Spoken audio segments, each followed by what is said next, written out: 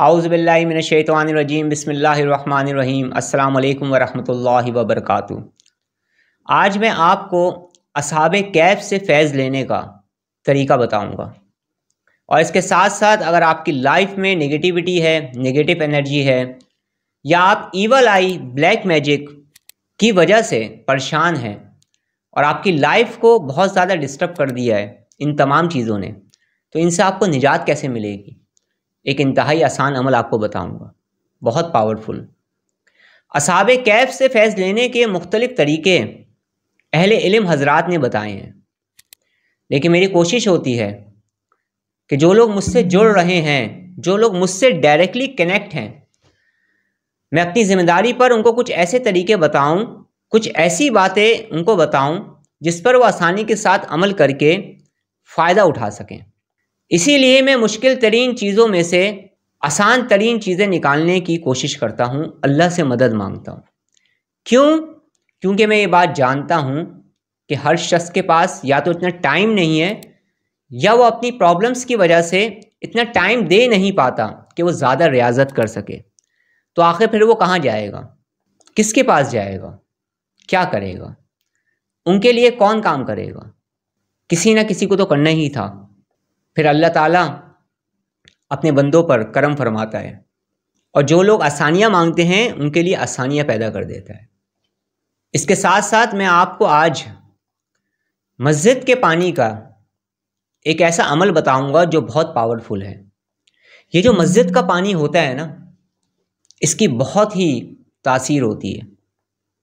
आम तौर पर हम इन बातों को समझ नहीं पाए या हमारे तजुर्बे से ना गुजर सकें।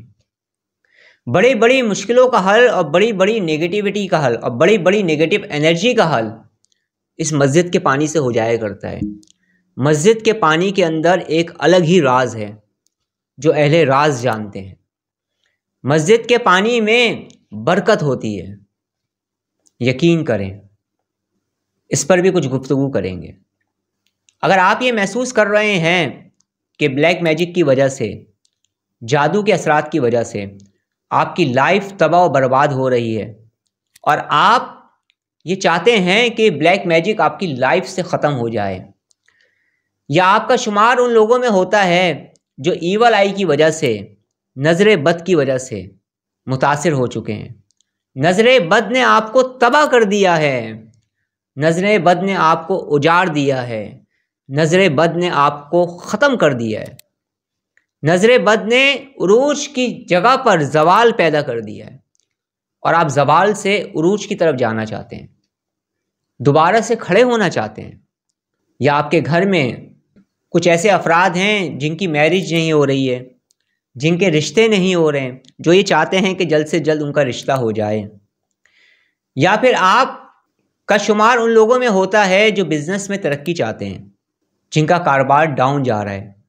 या वो लोग जो जॉब्स करते हैं, मेहनत कर रहे हैं, मुशक्क़त कर रहे हैं, या तो कोई बेहतर जॉब चाहते हैं ताकि उनकी आमदनी में इजाफ़ा हो जाए, उनकी इनकम इंक्रीज़ हो जाए, या जिस जगह पर काम कर रहे हैं वहीं पे तरक्की की कोशिश कर रहे हैं लेकिन कामयाबी नहीं मिल रही है, कामयाबी का दरवाज़ा नहीं खुल रहा है, प्रॉब्लम्स पैदा हो रही हैं। कुछ लोग ऐसे भी होंगे जिनकी औलाद नाफरमान हो रही होगी। यकीन माने, जब औलाद नाफरमान होती है तो वालिदैन को एक ऐसा दुख होता है, एक ऐसा गम होता है जिसका इजहार करना ही नामुमकिन है।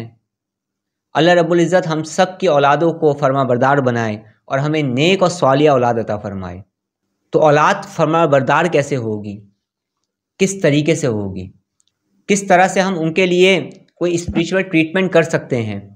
ब्लैक मैजिक से याद आया कि एक साहब से मेरी मुलाकात हुई, उनका ट्रीटमेंट किया मैंने, जो एक बहुत ही ज़्यादा अच्छे बिजनेसमैन थे।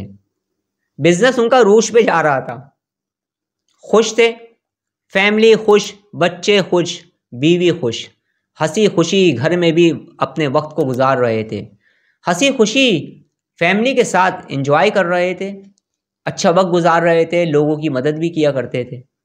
फिर किसी हसद करने वाले ने अपने हसद की आग को जलाया और उन पर ब्लैक मैजिक करवा दिया।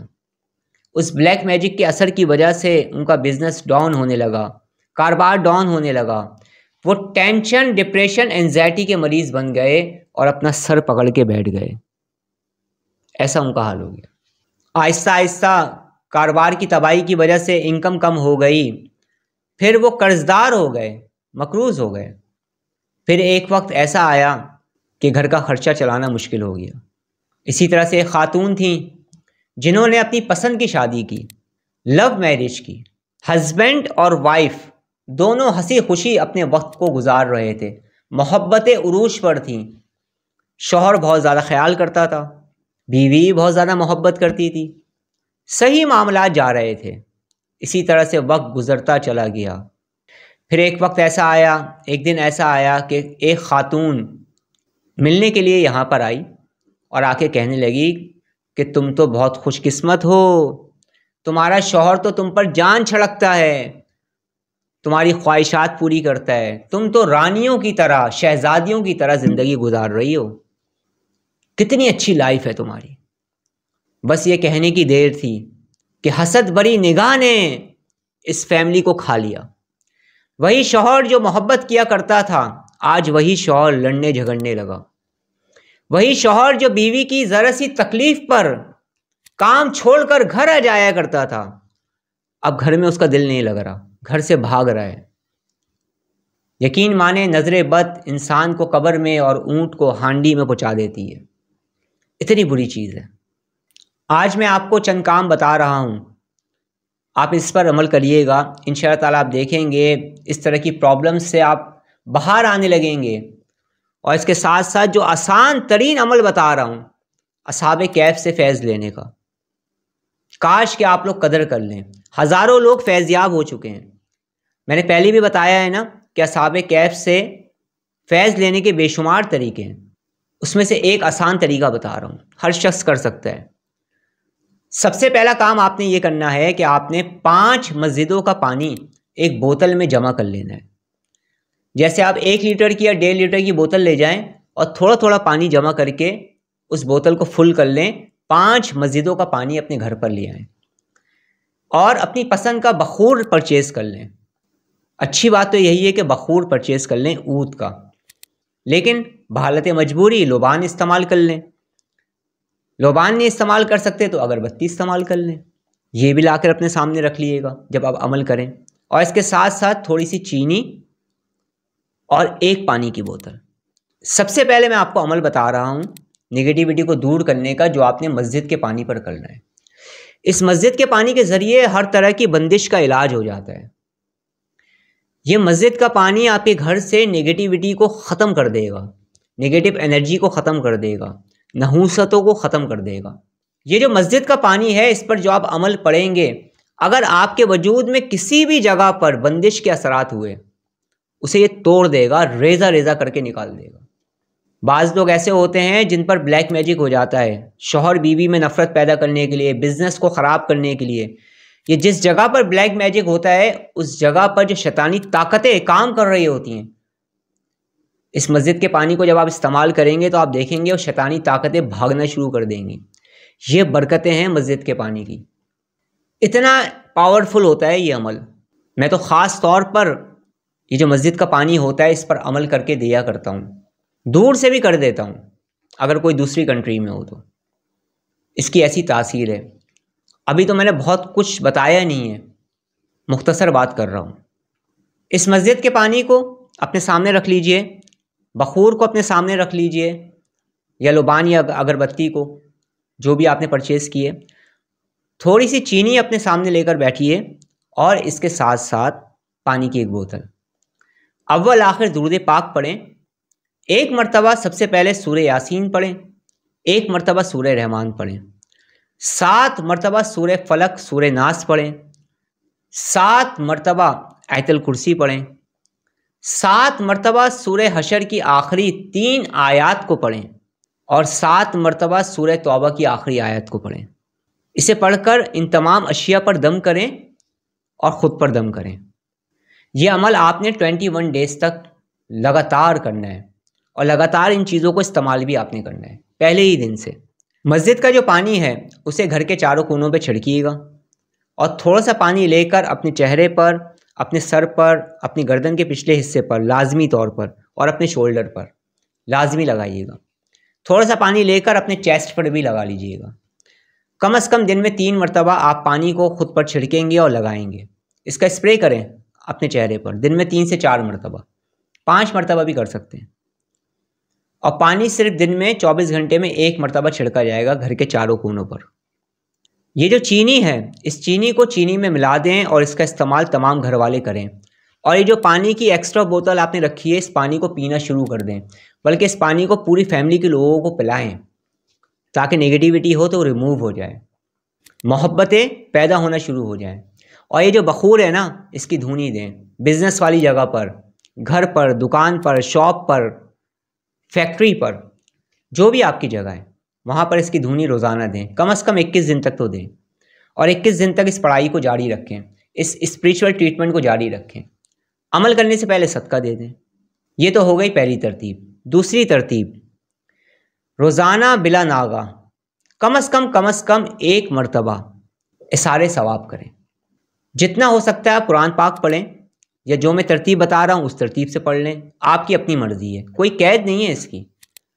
जितना हो सकता है कुरान शरीफ पढ़ें और उसका सवाब बिलखसूस असहाबे कैफ को पहुँचाना शुरू कर दें। और मैं जो तरीका बता रहा हूँ उस तरीके से कर लें जो आपको अच्छा लगे। अव्वल आखिर दुरूद खिज़री पढ़ें। अव्वल आखिर दुरूद खिज़री पढ़ें 3 बार, 7 बार, 11 बार, 21 बार या इससे ज़्यादा।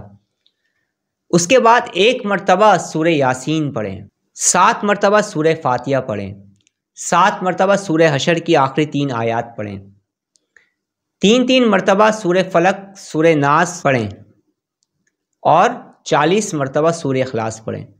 फिर दुरूद खिज़री पढ़ें, फिर इशारे सवाब कर दें खुसूसी तौर पर असहाबे कैफ को। और मुसलसल करते रहें, मुसलसल करते रहें, मुसलसल करते रहें, रुके नहीं। फिर आप देखिएगा और कैसे फैज़ हासिल होना शुरू होता है। एक काम और करिएगा, इशा की नमाज के बाद 11 मरतबा अस्माए असहाबे कैफ यानी असहाबे कैफ के जो नाम हैं 11 मरतबा पढ़कर अपने सीधे कंधे पर दम करें, उल्टे कंधे पर दम करें, हाथों पे दम करें और पूरे जिस्म पर फैल लें। असहाबे कैफ के जो नाम हैं बहुत बरकत वाले हैं, कभी इस पर भी इंशाअल्लाह ताला गुफ्तगू करेंगे। तो असहाबे कैफ से फैज़ लेने का सबसे आसान तरीका मैंने आपको बताया है। इसके अलावा भी और बहुत सारे तरीके हैं जिन तरीक़ों पर अमल करके अल्लाह के हुक्म से, अगर अल्लाह चाहे तो असहाबे कैफ की ज़ियारत भी हो जाती है। और भी इसके साथ बहुत सारे मामलात हैं जो बुज़ुर्गों ने बताए, मैं उस पर गुफ्तगू अभी नहीं कर रहा। अभी तो मैं गुफ्तगू कर रहा हूँ आम लोगों के लिए, जो आसानी के साथ आपकी प्रॉब्लम्स भी हल हो जाएं और आप जो चाहते हैं वो मकसद भी आपका पूरा हो जाए। अल्लाह रब्बुल इज़्ज़त हमें ज़्यादा से ज़्यादा इबादत करने की तौफ़ीक़ अता फ़रमाए। अल्लाह रब्बुल इज़्ज़त हमें गुनाहों से बचने की तौफ़ीक़ अता फ़रमाए। अल्लाह रब्बुल इज़्ज़त हमें हमेशा हमेशा तंगदस्ती और मुफलिसी से बचाए। अल्लाह रब्बुल इज़्ज़त हमें फ़राग दस्ती अता फ़रमाए। अल्लाह रब्बुल इज़्ज़त हमें दुश्मनों पर फ़तह और कमरानी नसीब फ़रमाए। अल्लाह रब्बुल इज़्ज़त हमारा ख़ात्मा बिल खैर फ़रमाए, आमीन। अब मैं आपसे इजाज़त चाहता हूँ, अपना बहुत ज़्यादा ख्याल रखिएगा, मुझे दुआ में याद रखिएगा। अस्सलामु अलैकुम वरहमतुल्लाहि वबरकातुहू।